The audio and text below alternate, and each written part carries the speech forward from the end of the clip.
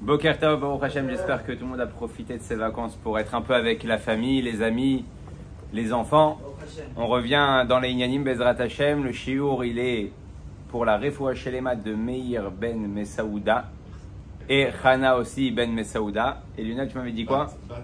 Bat Messaouda. Et Lionel, tu m'avais dit quoi? Non, tu m'as rien dit? Allez, ok, super. Ah, c'est toi. Les Nishmat, l'Avdil, Ruby Rivka, Bat Esther. Voilà, on va reprendre Bezrat Hashem, le cours. On s'est arrêté, comme tu as mentionné, Yud Gimel Midot Arachamim, on s'est arrêté au Shiur 13. C'est les 13 attributs de miséricorde qu'on va retrouver dans le mois d'Elul. Les Imgvar, on a parlé de ça. Alors on va juste faire un petit mot au moins sur le mois d'Elul, parce qu'on ne s'est pas vu la semaine dernière, c'était Rosh Chodesh mercredi. Il faut savoir qu'il y a un machal. Ce machal-là, c'est le machal du Melech Bassadé, le roi est dans les champs.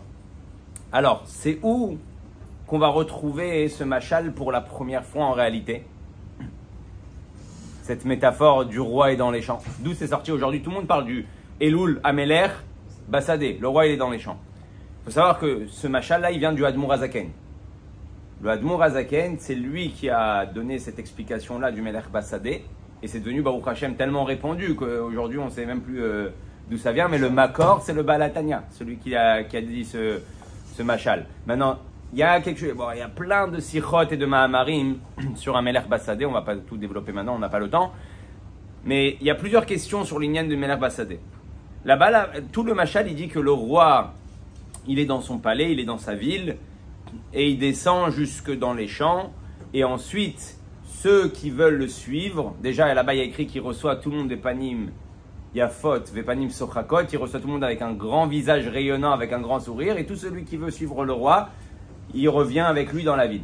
En gros, le machal, il veut dire qu'Akadosh Baruch Hu, il vient jusqu'à nous pendant le mois d'Elul, et que ceux qui font le travail correctement du mois d'Elul, ils auront le mérite, parce que pas tout le monde rentre dans le royaume, dans le palais du roi. Alors ceux qui ont suivi le roi des champs jusqu'à Rosh Hashanah auront le mérite de rentrer comme un ministre, comme les ministres du roi, dans son palais avec lui. Donc on a un travail qu'on doit fournir, c'est ça le Inyan de Ani les Dodi, Vedodili. Ani les Dodi, c'est toute l'étape du mois d'Elul. Dodili, c'est déjà l'étape du mois de Tishrei. Ouais, c'est Akadosh Baruch Hu qui se dévoile au mois de Tishrei. Et la preuve en est, c'est qu'on voit qu'il n'y a pas un vrai effort à faire de notre part. On est tout de suite appelé pour aller à la synagogue, on est tout de suite appelé à écouter le chauffard, on est tout de suite appelé à faire tchouva. On le voit, les synagogues elles se remplissent sans que tu n'as pas besoin de faire de pub. Pendant le mois d'Elul, les synagogues, elles, bon, ok, d'accord, il y a des slichot, mais c'est pas forcément que tu vas voir que Shacharit, il y a le double de personnes ou le triple de personnes. Parce que on est dans le matzav de Ani les Dodi. Akadosh Baruch Hu nous laisse la possibilité. Maintenant, il y a une question qui se pose. Si tu me dis Ani les Dodi, c'est le mois d'Elul, et que tu me dis Dodili, c'est le mois de Tishrei, alors pourquoi les Rachetevot, l'abréviation de Elul, c'est Ani les Dodi Vedodili, on retrouve le Dodili dans le mois d'Elul. Donc tu aurais dû me dire ça c'est Tishrei, donc j'aurais pas dû retrouver ça dans cette abréviation. Et là le Rabbi il dit quelque chose d'extraordinaire. Il te dit pour t'expliquer qu'en réalité, même ton effort que tu fais pendant le mois d'Elul, il vient grâce au Dodili. Il vient grâce au fait qu'Akadosh Baruch Hu, il t'a donné les forces de vouloir et de pouvoir faire tchouva. Maintenant, qu'est-ce qui va se passer quand on va avoir cette perception-là? Et il y a quelque chose de très très important qu'il faut l'adgish, qu'il faut accentuer. En général, le mois d'Elul, il y a beaucoup de gens qui profitent pour faire peur. Pour faire peur dans l'Inyan de la tchouva, il reste que 2 semaines, il reste que 3 semaines, Rosh Hashanah, ouais. Ils utilisent la peur pour pouvoir rapprocher aussi des gens, ça marche. C'est comme un enfant, quand tu lui cries dessus ou tu lui fais peur, il se rétracte de faire une mauvaise action. Mais le Rabbi, il dit que le mois d'Elul, c'est le mois des 13 attributs de miséricorde. C'est le mois de la Rachmanout, de Rachamim. C'est le meilleur mois de l'année pour se sentir proche de Dieu, Besimcha ou Betuv Levav. Donc en réalité, le mois d'Elul, ce n'est pas une menace qui pose sur ta tête ou une épée de Damoclès qui va te faire croire qu'en réalité, ouais, si tu fais pas de tchouva, c'est faire sechlet pour toi. Non, il n'y a pas de problème. Fais tchouva de cette manière-là. Mais tu peux prendre la isdamnout, l'occasion maintenant, de te rapprocher d'Akadosh Baruch Hu parce qu'il est mekabel kulam, besever panim yafot, ve panim sochakot. Akadosh Baruch Hu, là, il n'est pas en mode gum-gum, en mode vénère, où Chaz Shalom, t'as peur, tu te mets de côté, tu te fais petit. Akadosh Baruch Hu, il est en mode viens, je suis venu jusqu'à toi. Et Shabbat dernier, dans la synagogue, on a eu un problème d'égout. Un problème d'égout ad kedekar qu'al pi halacha, on ne pouvait pas prier dans la synagogue. C'était très compliqué. On est sorti dehors, on a prié dehors. Mais qui tourne comme une hachaim. Et je leur ai dit, regardez, Akadosh Baruch Hu, il a voulu nous montrer quelque chose. Ouais. Amelech Basadé. C'est-à-dire quoi, Amelech Basadé, le roi il est dans les champs. Akadosh Baruch Hu, il descend dans les champs. Les champs, c'est pas un endroit qui sent très très bon. Je lui dis là, Hachem il est en train de montrer à Akadosh Baruch Hu, au mois des louls, il descend jusqu'à nous, dans les endroits où ça sent pas bon, dans les endroits où on a mis du fumier à droite à gauche, où on doit faire tchouva. Et le roi il descend jusqu'à cet endroit-là. Donc en réalité, c'est quelque chose d'extraordinaire. Maintenant, il y a quelque chose une perception aussi qu'il faut rajouter. Le roi il descend dans les champs, mais il descend pas dans le désert. C'est quoi la différence? Il y a écrit dans la Kabbalah que le désert c'est un endroit où il n'y a rien qui pousse, parce que c'est Makom Belial, un endroit de Touma, de Sitra Achara, de force du mal. Donc comme les forces du mal n'ont pas de vie par eux-mêmes, donc il n'y a pas assez de vie pour faire pousser des choses là-bas. D'accord? C'est pour ça que le désert il est chaud même, il est complètement vide. Ça représente les forces du mal. C'est une des raisons pourquoi les bénis Israël ils ont tourné pendant 40 ans dans le désert. Une des raisons pourquoi ils ont tourné 40 ans, c'est pas que la faute des Meraglim, c'est aussi pour raffiner le désert et pour pouvoir combattre les forces du mal, pour que quand ils rentrent en Eretz Israël, déjà les forces du mal sont affaiblies par rapport à ce qu'elles étaient quand ils sont sortis d'Égypte. Le Admour Azaken nous dit, il y a écrit à Melech Basadé, le roi il est dans les champs. Ça veut dire que quoi? C'est-à-dire que si tu te retrouves dans le désert, tu ne rencontres pas le roi. Donc le minimum syndical que tu dois faire pendant le mois d'Elul, c'est de sortir du désert au moins jusque dans les champs. Alors le désert se représente, on a dit, les forces du mal, la Sitra Achara, toutes les mauvaises pensées, toutes ces choses-là. De là-bas déjà, il faut que tu sortes. Quand tu arrives dans les champs, alors pourquoi maintenant, et sur ça je vais finir et après on va continuer Bezrat Hashem le Tanya, pourquoi il y a écrit le roi il est dans les champs? Pourquoi il n'y a pas écrit le roi il est dans la ville? Et je serais parti le voir dans la ville. Pourquoi tu me dis va rencontrer le roi il est dans les champs? Hein Lionel?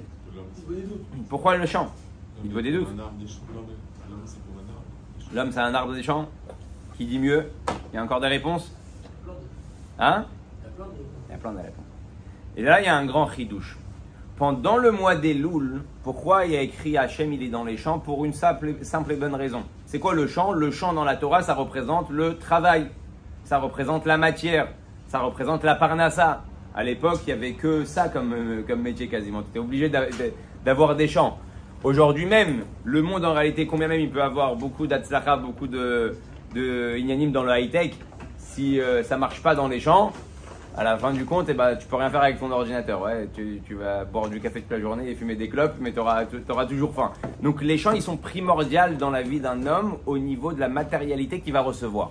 Akadosh Baruch Hu, il te dit, Amelech Basadé, le roi est dans les champs pour te dire. Il aurait pu te dire Amelech Babet Knesset, le roi il est dans la synagogue pendant le mois d'Elul. Donc si tu veux me rencontrer, viens me voir à la synagogue, viens me voir au Beth Midrash, viens me voir au Shiur de Torah. Amelech Basadé, Akadosh Baruch Hu te dit, je viens te rencontrer dans ton travail. Je viens te rencontrer dans ta vie matérielle. C'est là-bas que le mois d'Elul il se passe. Akadosh Baruch Hu, il veut que pendant le mois d'Elul, dans notre journée, dans notre petite vie avec notre train-train quotidien, dans notre parnassa, comment on rentre Dieu? Comment on est persuadé que Amelech Basadé il est à côté de moi? Est-ce que je vais trouver du temps de libre pendant le travail pour étudier la Torah? Est-ce que je vais vendre et faire des choses qui sont Alpi Shulchan Aruch? Akadosh Baruch Hu pendant le mois d'Elul, il veut voir est-ce que réellement tu es avec lui toute l'année ou pas? Et c'est sur ça quand tu vas faire les courses avec ta femme au Sherad, c'est là-bas qu'il se trouve Akadosh Baruch Hu. Tu diras, bien sûr que il faut étudier plus, il faut prier plus, il faut faire plus de slichot. Mais c'est là-bas qu'Akadosh Baruch Hu, il est en train de te rencontrer. Comment tu te comportes dans ta vie matérielle tous les jours avant Rosh Hashanah. Ça, c'est Akadosh Baruch Hu. Ça, c'est ce qu'il veut nous faire comprendre pendant le mois d'Elul. Ensuite, le Admour, et sur ça, on va finir le Rabbi Arayat, s'il a dit comme ça. Le mois d'Elul, ça ressemble comme quelqu'un qui a un business. Quelqu'un, il a un business. À la fin de l'année, il fait un bilan pour savoir quoi améliorer, quoi enlever, quoi diminuer. Donc, il va voir son comptable et dit, voilà, viens, on fait le Dor Shnati, là-bas où il s'éclate les comptables. Il te dit, ouais, Dor Shnati, hop, hop, hop, il te rajoute encore 2-3 000 shekels pour le Dor Shnati. Et il te dit, voilà, tu as gagné tant, tu as perdu tant, il y a ça qui truc, tu as fait moins que l'année dernière, tu as fait plus que l'année dernière, comment tu continues pour faire mieux? Mois d'Elul, c'est exactement ce qu'on fait. On ferme la, Akadosh Baruch Hu, il ferme la basta. Et le Rabbi Rayatz, il donne un machal. Il dit, toute l'année, Akadosh Baruch Hu, c'est comme une macolette. Pendant toute l'année, il te donne, comment on dit ça en français, il te donne un crédit. Il vient, il a un pincas, il a un cahier, il écrit et il note. Un choco, 2 bouteilles de lait, ouais, 3 Kinder Kasher mais pas Chalav Nochi. Ouais, chacun, il vient, il note. Le type qui a une macolette, il y a un moment, il appelle le type, il dit, écoute, regarde, ça fait presque 6 mois, 1 an, tu prends, faut venir payer. Il dit, quand le type de la macolette, il voit que tu payes tes dettes, alors il arrache la page, ouais, on recommence à 0, et c'est reparti, il renote. Et le Rabbi Rayatz dit, toute l'année, on a demandé à Hachem beaucoup de choses, ouais. On demande la parnassa, on demande la tzlacha dans le chinour, il y en a qui demandent de se marier, il y en a qui demandent d'avoir des enfants, de trouver une maison, d'acheter une nouvelle voiture, d'avoir l'argent pour faire ci et ça, de vivre, de respirer, d'être en bonne santé. Donc toute la journée, tac, on fait des notes sur le papier de la macolette. Arrive le mois d'Elul, et là, avant de commencer une nouvelle année, il faut passer à la caisse. Maintenant, on a tellement emprunté qu'on ne peut pas passer à la caisse. Donc, qu'est-ce qu'on fait le mois d'Elul? Le Rabbi Rayatz dit, comment Hachem il veut que tu le payes? Bitchouva. Quand un homme il fait tchouva pendant le mois d'Elul, pour Dieu, il est en train de rembourser sa dette. Et là, c'est ce qui te promet Bezrat Hashem l'année prochaine, d'avoir encore la possibilité de demander, de réclamer, et même encore plus, parce que tu as un bon payeur. Et quand tu as un bon payeur, on te fait confiance.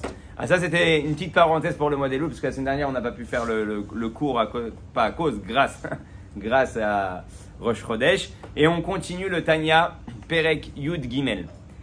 Et là, Iye benav kilu mauto vatsmuto shel hara u betokvo gvurato bechal asman kedoltato velo chala ve'alach mimeno meuma. De quoi on avait parlé? On avait parlé qu'en réalité, le Benoni, et nous en réalité, à aucun moment de notre vie, on peut se dire, si on n'est pas arrivé au niveau de Tzadik comme on va voir, on peut se dire, c'est bon, j'ai dompté mon Yetzer Hara. C'est bon, mon Yetzer Hara, il s'est calmé. C'est bon, j'ai fait un bras de fer, j'ai fait tchouva. Il y en a qui disent, j'ai fait tchouva. Baruch Hashem, j'ai fait tchouva. Ouais, mais c'est ça ce qu'il est en train de t'expliquer le Tanya. Super, tu as fait tchouva. Mais sache qu'au fil des années, le Yetzer Hara, il devient de plus en plus fort. Il devient pas de plus en plus faible. Il devient de plus en plus fort. Tout simplement. Parce que pour te laisser le libre arbitre, plus tu montes, plus il monte avec toi. Sinon, il n'y a plus de libre arbitre. Pas seulement ça, le Rabbi Rachab, il dit par rapport au fait que toute la journée, on est en train de boire et de manger. Et que boire et de manger, ça donne de la force à qui? Ça donne la force au corps. Donc, c'est qui prend en premier des forces? Ouais, c'est ton corps. Et ton corps, il est appelé à t'amener vers la matérialité, parce qu'il est né de la matière, il est né de la terre, il est appelé à t'amener vers là-bas. C'est sa nature, c'est comme ça qu'il a été créé. Il a été créé avec la terre, avec les éléments de ce monde-là. Donc, en fait, c'est normal que tu as un Yetzer Hara. Et donc, il te dit, super que tu as fait tchouva, super que tu pries Bekavana, super que tu vas à la Tfila Beminyan. Mais à aucun moment, tu dois te dire, ah, le Yetzer Hara, il est fini, j'ai plus à m'inquiéter. Comme il y a des gens qui te disent, non, moi je peux aller à la plage, à droite, à gauche, truc et tout ça, j'ai fait tchouva, je regarde même pas, ça me parle même pas. Ouais, mon œil.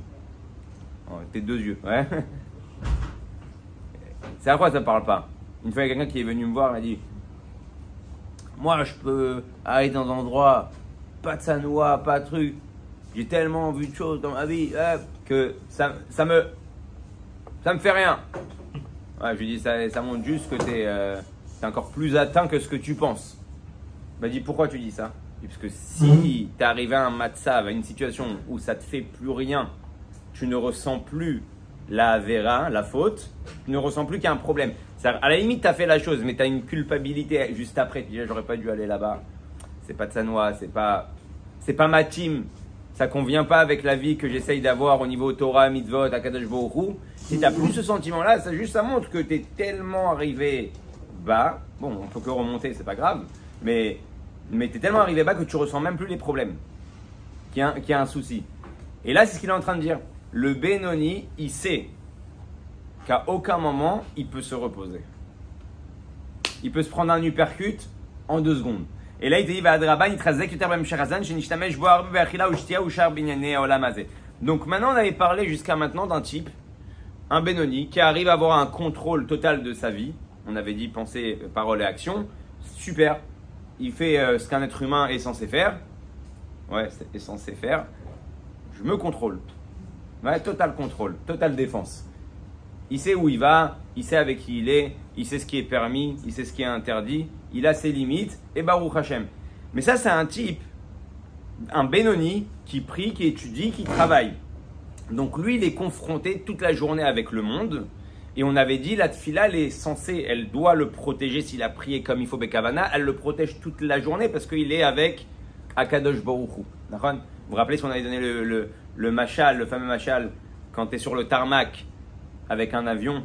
Alors Bémet, chaque année quand on va à New York pour voir le rabbi et que on est comme ça sur le JFK, tu vois des avions, ça défile toutes les minutes, il y a un décollage. T'as la claque et tu vois les avions, ils font la queue, c'est marrant.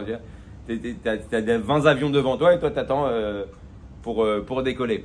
Et tu vois toutes ces tours là immenses, énormes. Tu vois, je suis tout petit. Ouais. Ce monde il te paraît grand. Et d'un coup tu te décolles et en même pas 15 secondes, tout New York il devient tout petit. Il devient inoffensif, ouais. Il devient tout petit, inexistant. Et c'est exactement ce qui se passe avec un juif quand il prie. Avant qu'il prie, il est sur le tarmac. Tout lui paraît grand. Oh, la parnassa, les clients, les rendez-vous. Aujourd'hui, j'ai une journée de dingue, j'ai une journée de ouf. Tu ne sais plus par quoi commencer. À partir du moment où tu pries, tu es monté dans l'avion, tu as décollé. Et quand tu décolles et que tu as prié Bekavana et tu te sens proche de Dieu, d'un coup tout devient petit. Et en réalité, quand le monde il nous paraît grand, c'est qu'on ne s'est pas assez attaché à Akadosh Baruch Hu. Quand tu es avec Akadosh Baruch Hu, c'est tous les télim de David Amelech, Marsim Tsudati, Elokai Eftarbo. Je vais avoir confiance en Dieu, je vais être avec Dieu, je vais être proche de Dieu. Ce monde n'a plus de Metsiout, ce monde n'a plus de réalité elle-même, parce qu'Akadosh Baruch Hu, je sais que je suis avec lui et qu'il est derrière dans chaque chose. Donc là, il nous dit quoi? Il nous dit maintenant, il va avoir un autre type de Benoni. Ça, c'est le Benoni, maintenant qu'on a dit qu'il avait une parnassa, il doit prier, tout ça, pour être protégé durant toute la journée, la semaine, le mois. Il y a le Benoni qui, lui, comme au début du premier chapitre, on voit Rabat qui pensait qu'il était Benoni. Le Benoni qui étudie la Torah du matin au soir. Ouais. Ça, c'est le Benoni top niveau. Il n'est pas mêlé au monde, il est que dans le spirituel. Donc, lui, on lui dit de faire beaucoup plus attention. Parce que celui qui travaille, il sait que le Yetzer Hara, à n'importe quel moment, il peut se lever pour lui mettre un uppercut. Mais celui qui est dans l'étude de la Torah du matin jusqu'au soir et qui prie Shacharit, Mincha, Arvit, tellement il prie Bekavana, il les enchaîne un après l'autre, ouais. Lui, il peut croire que son Yetzer Hara, il s'est affaibli. Et c'est pour ça qu'on avait dit que Rabat, dans le premier chapitre, il a dit quoi? Kegon ana Benoni. Moi, je suis un Benoni. Comment toi, t'es un Benoni? T'es un tzaddik. Tellement il se disait, peut-être que si je sors du Beth Midrash, j'aurai un Yetzer Hara. Et que tant que je suis dans le Beth Midrash, je ne le ressens pas, donc je ne suis pas tzaddik. Je suis tout simplement un Benoni qui a un Yetzer Hara, mais qui a complètement étouffé son Yetzer Hara parce qu'il est dans la bonne misguérette, il est dans le bon endroit. Maintenant, il dit Av Mishe Betorat Hashem Chefto Veyagei Bo Yomam Valayla Lishma. Et de quel type on parle? De quelqu'un qui étudie la Torah, pas Chaz de Shalom lo Lishma. Lishma, c'est quoi Lishma? C'est tout simplement pour s'attacher à Dieu. Ça, c'est étudier la Torah, les Shem Shamaim, tout simplement parce que Hachem, il t'a demandé, attache-toi à moi. Donc pourquoi j'étudie? Pour m'attacher comme tu as demandé. Ça va très très loin parce que le Lishma, il peut aller jusqu'à un matzav où c'est pour ça que Moshe Rabbeinu, c'est Anav Mikol Adam, Ben Achanuma, que Moshe Rabbeinu, en réalité, il fait les choses bichlal, c'est même pas pour s'attacher. Il le fait par abnégation totale parce que, voilà, faut le faire. C'est-à-dire que des fois, le Lishma, même quand il est Lishma, il y a toi qui est à l'intérieur. Ouais. Par exemple, quelqu'un qui va étudier la Torah, il étudie la Torah l'Ishem Shamaim. Ni pour gagner de l'argent, ni pour avoir qu'on lui dise Kola Kavod. Il étudie Mamash parce que c'est Chachouv, il faut, Dieu il a demandé. Il va, mais il sait que c'est un kiff. Bah, en fait, sans s'en rendre compte, c'est un kiff de s'attacher à Dieu. Ouais. C'est pas c'est un kiff d'aller à un shiur de Torah parce que tu apprends quelque chose de philosophique ou c'est un kiff pour lui de s'attacher à Dieu. Donc c'est les Shem Shamaim. Et ben finalement, il a quand même un kiff de s'attacher à Dieu. Donc il est quand même dans la Tmouna. Donc c'est aussi du Leshem Shamaim, mais quand on parle du Leshem Shamaim de Moshe Rabbeinu, il recherche plus rien à aucun moment pour lui. Maintenant il dit ce n'est pas une preuve que le mal a été repoussé, même s'il est dans cette situation-là, et donc il doit faire attention. Regardez, il y a un petit commentaire, je vais vous le lire. Tout simplement pourquoi? Parce que sache une chose, que quand tu étudies la Torah, c'est un des meilleurs moyens pour empêcher les mauvaises pensées d'arriver. Dans la Tfila, c'est pour ça que c'est Kitetze la Milchama Aloy Vecha dans la paracha de la semaine, ce qui fait référence à la Tfila d'après la Chassidoute. Dans la Tfila, tu es Kitetze la Milchama. Shat Slota, Shat Krava, il y a écrit dans le Zohar. Le moment de la Tfila, c'est le moment de la guerre. Tu le sens, dès que tu commences à rentrer dans la Tfila, ta tête elle part dans tous les sens. Par contre, il ouvre un livre, étudie, tu verras que ta tête elle est dans le sujet. Le Yetzirah, il ne te fait pas penser trop de bêtises. Re'e Rambam, Besof ilchot isur rebiya. Yefane atzmo marshavato le divrei Torah ve'yarchiv da'ato bechokma. Celui qui va emmener son cœur et sa tête vers l'étude de la Torah, le Rambam, il nous dit, il a été posé que la lacha shen marshavatarot min gaberet elav belev panu min chokma. Les mauvaises pensées, le Rambam il dit, et surtout des choses qui ne sont pas tsanoua, des harayot, ne peuvent venir que dans une tête qui est vide de chokma. Ça veut dire que si ta tête elle est pleine, les mauvaises influences elles ne peuvent pas rentrer. Quand ta tête elle est vide, alors tu penses à plein de choses. Donc tu as laissé un creux, tu as laissé un vide dans ta tête, automatiquement ce creux là il faut le remplir, ce qu'ils appellent le vacuum. Il n'y a pas d'espace vide, faut, tout se remplit. Donc si ta tête est vide, il y a des mauvaises pensées qui se ramènent.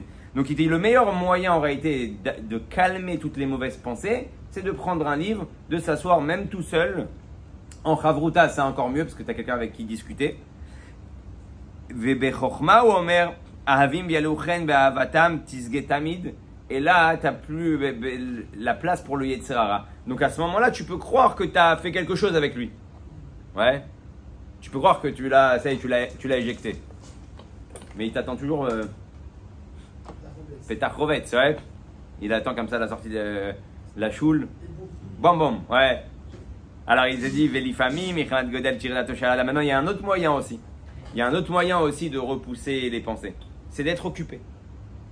Un homme qui n'est pas occupé, automatiquement il va penser à plein de choses et plein de bêtises. Donc quelqu'un qui n'est pas occupé, donc il faut qu'il trouve un travail. Et plus il va s'occuper, c'est pareil, c'est Shayach aussi pour aujourd'hui. Beaucoup, quand tu vois, il y a des disputes et des femmes qui se chamaillent et de la shonara et des trucs. En général, c'est des femmes qui n'ont pas une journée assez remplie. Ouais. Pareil pour les hommes. Toute la journée elle est à la maison, le mari va travailler, elle s'ennuie, elle appelle Pierre, Paul, Jacques, enfin non, pas Pierre, parce que c'est des hommes. Elle a Pierrette, Paulette et Jacqueline, voilà, et Jacqueline, super. Et Jacqueline, et elle appelle et trucs, qu'est-ce que tu fais aujourd'hui? Ah, t'es au courant de ça? T'es au courant? T'as appris la nouvelle? Ouais, il y a des scoops comme ça qui sortent à droite, à gauche. Et puis Tom, elle rentre dans un... Pourquoi? Le Chovot Alvavot, il dit tout simplement pourquoi Kadosh Baruch Hu, il a fait qu'un homme il travaille. On va pas rentrer al Pikabala avec Adam Arishon, tout ça. Pachout, Bepchat, pourquoi un homme doit travailler? Chez Lolavo l'idée Shiemum, pour pas venir à ce qui s'appelle l'ennui. Parce que l'ennui emmène à la faute. Tout simplement. Donc, là, il te donne deux solutions. Soit tu prends un livre, t'étudies, tu repousses toutes les mauvaises pensées. Ou soit tu peux pas, tu as un travail, donne-toi à fond dans ton travail. Rappelle des clients que ça fait un moment que tu les as pas eu au téléphone. Et tu verras que toutes les mauvaises pensées, toutes les ch'touillottes, très vite tu vas les mettre de côté et tu pourras avancer. Arkacher Adam Osek Batora Yom Balayla Lishma Yeshbemakom Larchov Sheu Mitale Bemadragato Ad Kedekar Sheara Shebo Nasa Kafou Felatov. Donc un homme qui va venant étudier du matin jusqu'au soir, il peut croire que son Yetzirah ça affaiblit.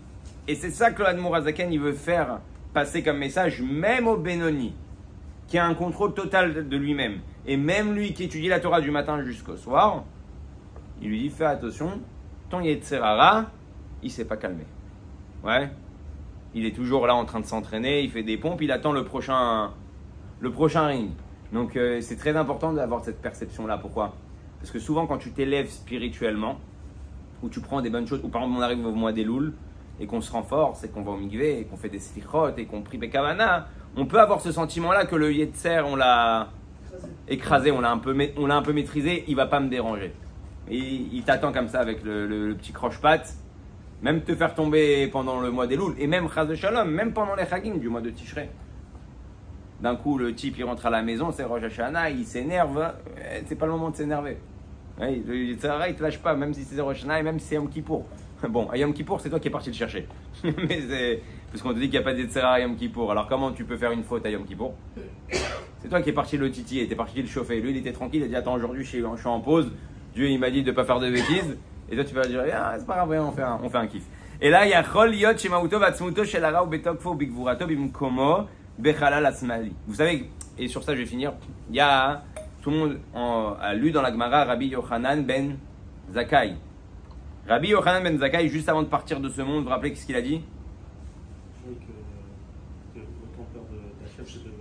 Il a dit je ne sais pas dans quel chemin Molichim oti. Voilà. Il annonce à ses élèves Rabbi Yochanan ben Zakkai. Pourquoi on l'appelle ben Zakkai? Parce qu'il faisait tellement Zikouy Arabim, c'était Ben Zakkai. Ouais. C'était le premier rabbin du monde, le premier Baal Shem Tov. Il venait, il faisait que du Zikouy Arabim, Zikouy Arabim, Zikouy Arabim. Et à la fin de sa vie, avant de quitter ce monde-là, qu'est-ce qu'il dit à ses élèves? Je ne sais pas Léan Molechimoti. Je ne sais pas où on m'emmène. Guinam ou Gan Eden. Ça laisse pas beaucoup de choix pour le reste, hein? Et là, les élèves, comment c'est possible? Alors, il y a plusieurs explications. Le Harizal, il dit quoi? Le Harizal, il dit que tout simplement, il s'est posé la question où l'ail, j'ai peut-être l'humilité tafkidi. J'ai pas fait mon tafkid. Peut-être j'ai fait plein de choses, ouais, mais je n'ai pas fait ce qu'on attendait de moi. À la fin, le Harizal, il dit Bémet, umilay tafkido. Il a fait ce qu'il devait faire. Il y a Rav Moshe Bitton, une fois, c'est un Rav, une fois, il a raconté quelque chose par rapport à Rosh Hashanah. Il dit Rosh Hashanah, il y a 2 jours. Le premier jour, on te juge sur la décision que tu as prise, soit d'être un Lomet Torah, ou soit d'être ce qui s'appelle Baal Esek. Il y a 2 façons de servir Dieu dans ce monde. Soit tu es dans le business, tu es dans la parnassa, tu es dans la matérialité et ton travail, c'est d'élever tout ça. Ou soit d'aller s'enfermer et d'étudier la Torah et d'être que dans le monde spirituel. Donc tu as un choix. Donc le premier jour, il a dit, on te juge sur est-ce que tu as fait le bon choix, ouais, par rapport à toi. Il y a des gens qui doivent étudier la Torah du matin jusqu'au soir. Et il y a des gens, c'est peut-être un chidouche pour certains, il y en a qui pensent que tout le monde doit s'arrêter et celui qui travaille l'ozacha et celui qui étudie zacha. Non, c'est pas vrai. Celui qui travaille zacha et celui qui étudie la Torah, gam zacha. Chacun avec son tafkid. Chacun avec la neshama et le travail qu'il doit fournir dans chacun. Dans Hachem, comme nous, mitzadeh gaver. C'est Hachem qui prépare les pas de l'homme. Un type qui est dans le business, à Loul, il va rencontrer beaucoup plus de gens, beaucoup plus d'endroits. Bichal, s'il prend des avions, il va à droite, à gauche. Il y a sa neshama, des rôles qu'elle doit mener à chaque endroit de ce monde, de ce globe. Donc par rapport à toi, Hachem, il va te... Donc, kulam zachou. La question, c'est est-ce que tu as pris la bonne décision? Est-ce que c'était vraiment le tafkid qu'on attendait de toi? Et le deuxième jour, il a dit comme ça, le deuxième jour, une fois qu'on a vu est-ce que tu as pris la bonne décision, est-ce que tu aimais maler ton rôle dans la décision que tu as prise à 100%? Si tu es balé sec, est-ce que tu travailles comme Hachem il attend de toi? Mettre des tefilines aux gens, rencontrer des gens, faire du kiddush Hachem. Celui qui travaille avec des non-juifs, il a une capacité, une possibilité de faire du kiddush Hachem d'une manière extraordinaire. Comme Chaz de Shalom, le contraire. Il peut rencontrer des gens, être souriant, parler de choses qui sont avec du tochen, pas des bêtises, être sympathique avec les clients et faire un kiddush Hachem sans qu'il fasse rien. Il y a ce qu'on dit sur les juifs, c'est pas vrai. Moi j'ai un ami juif, il est extraordinaire. Il a toujours été serviable, il a toujours été commercial, c'est du kiddush Hachem. Alors, Là, on va voir est-ce que tu as rempli ton tafkid comme il faut. Et le rabbi, qu'est-ce qu'il dit sur Rabbi Yochanan ben Zakkai? Il dit que Rabbi Yochanan ben Zakkai, il a tellement été préoccupé toute sa vie par le Zikouy Arabim qu'il n'a jamais eu le temps de s'arrêter avec lui-même et de faire réellement Cheshbon Nefesh. Et que maintenant, là, il est à la fin de sa vie et qu'il va partir de ce monde, il a du temps libre et d'un coup, il se pose la question, est-ce que j'ai mis les pieds de Tafkidi? Est-ce que j'ai fait le rôle que Dieu, il attendait de moi? Tellement il était préoccupé par l'autre. De là, le rabbi, il enseigne, bien sûr qu'il a rempli son rôle, qu'un type, il doit arriver à un matzav où il est tellement en train d'aider les autres qu'il n'a même plus le temps, en réalité, de penser à lui. Il doit penser à lui, mais pas toute la journée. Une fois, il y avait un chassid qui est rentré chez le Rabbi Rayat, et sur ça je vais finir, un chassid qui est rentré chez le Rabbi Rayat, et il n'en pouvait plus.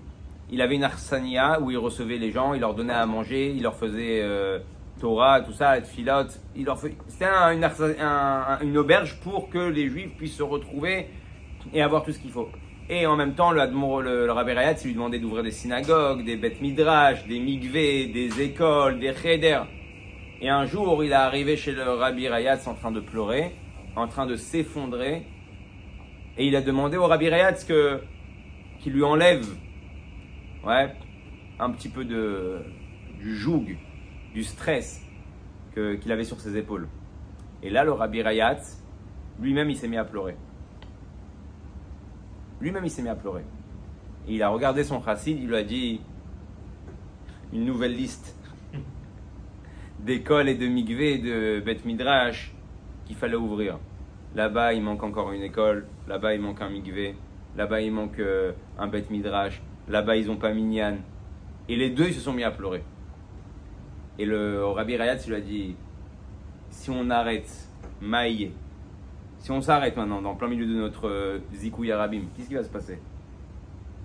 Et il est ressorti en pleurant et il s'est dit, bon, ok, il y a En Malasot, il faut se mettre au boulot. Rabbi Yochanan ben Zakkai, à la fin de sa vie, il se dit, est-ce que j'ai rempli mon rôle à 100%? Parce qu'un des buts du Yetzerara, une stia, vous savez, d'1 millimètre quand tu tires à l'arbalète ou tu tires à l'arc, à 1000 km plus loin, le millimètre, c'est plus 1 millimètre. C'est pareil dans les 120 ans d'un homme. Le Yetzerara, il n'essaye pas de te faire basculer du tout au tout. Il essaye de shooter 1 millimètre de ta shlichut. Un 1 millimètre de ta shlichut, il sait qu'à 120 ans, tu as fait plein de bonnes choses, mais peut-être tu n'as pas fait ce que Hachem il attendait de toi. Alors comment tu sais ce que Hachem il attend de toi? La shlichut. Non mais on a dit on peut décider de travailler, on peut décider d'étudier la Torah, on peut décider... Hein? Je vais savoir Je vais savoir te dire c'est ça ou c'est ça. Il n'y a pas de solution pour dire prendre une décision à l'avance. Bon, alors déjà, il faut savoir une chose, il y a une ségoula, quelqu'un qui étudie la Torah avec Amal, qui étudie réellement la Torah, Dieu lui donne une des ségoulas d'étudier la Torah avec Amal, c'est que Dieu lui donne l'intuition. D'accord? Donc quand tu étudies la Torah vraiment, réellement, Dieu il va te donner l'intuition de prendre les bonnes décisions. Mais il y a autre chose. Dans tout ce que tu vas faire dans ta vie, dans la shlichut de toute ta vie en réalité, tu vas avoir un automatisme, toujours avoir tendance à chercher l'endroit le plus simple, l'endroit le plus facile. Pourquoi? Parce que c'est ce que le corps il désire, un endroit de confort, un endroit facile, un endroit reculé. Il sache une chose, que la shlichut, qui concerne ce que Hachem il attend de toi, c'est celle qui est la plus difficile pour toi. Moi je connais un chaliar qui est parti il y a 10 jours, il habitait en Israël, il a beaucoup pleuré. Il est parti en Hollande. Il est parti en Hollande. Maintenant, il est marié, israélien, avec un bébé. Il va dans un endroit avec un antisémitisme génial, fleurissant. Il quitte tout. Il n'y a pas de Gann. Il n'y a pas de Macolette. Il n'y a rien. Et il va parce que là-bas, il y a des juifs. Il y a une vingtaine de juifs qui sont là-bas. Et il faut faire un minyan, et il faut commencer à s'occuper d'eux, et il faut commencer à leur faire manger cachère, et leur faire des mikveh, et leur faire des bêtes midrash. Et il s'est mis à pleurer. Et ils lui ont posé la question dans le Farbrengen, ils lui ont dit pourquoi tu pars là-bas? Il y a Miami, il y a Thaïlande, Il y a la Corse, il y a plein d'endroits qui peuvent être sympatoches, ouais, et pas trop dépaysés. Je l'ai dit parce que j'ai choisi l'endroit où j'ai moins envie d'aller. Parce que je sais que c'est ma shlichut. Pourquoi? Parce que c'est le Yetzer Hara qui me donne cette troucha, hein, que j'ai moins envie. Si j'ai envie, c'est facile. Quand j'ai pas envie, c'est la preuve que là-bas, le Yetzer Hara, ça le titille, ça le dérange, donc il te met des barrages. Donc c'est comme ça qu'on sait en réalité, quand j'ai deux choix à faire, bien sûr dans le spirituel, quand j'ai deux choix à faire, prends l'endroit qui est un peu plus dur pour toi. Par exemple, même dans le Limud Torah. Bien sûr qu'il y a écrit Libo Chafetz, c'est tu dis ce que tu aimes. Mais tu arrives dans une situation maintenant où tu vois que tu n'as pas envie d'étudier à Halacha. Bah, c'est peut-être là-bas que tu dois faire ton effort. C'est peut-être là-bas que tu dois étudier. Parce que peut-être c'est la parcelle de Taneshama qui concerne le Inyan du Niglé d'Afka et qui va te faire découvrir ce que tu as besoin de découvrir. Donc c'est un mifran, donc l'étude de la Torah, plus en sachant que la difficulté elle est là pour nous orienter et pour nous faire prendre les bonnes décisions. Alors Bezrat Hashem, j'espère qu'on prendra tous des bonnes décisions à Rosh Hashanah, qu'on relève un peu les manches, qu'on se mette à fond avec Akadosh Baruch Hu et comme ça on arrivera à la Géoula Mitit Ve'Hashlema Bezrat Hashem.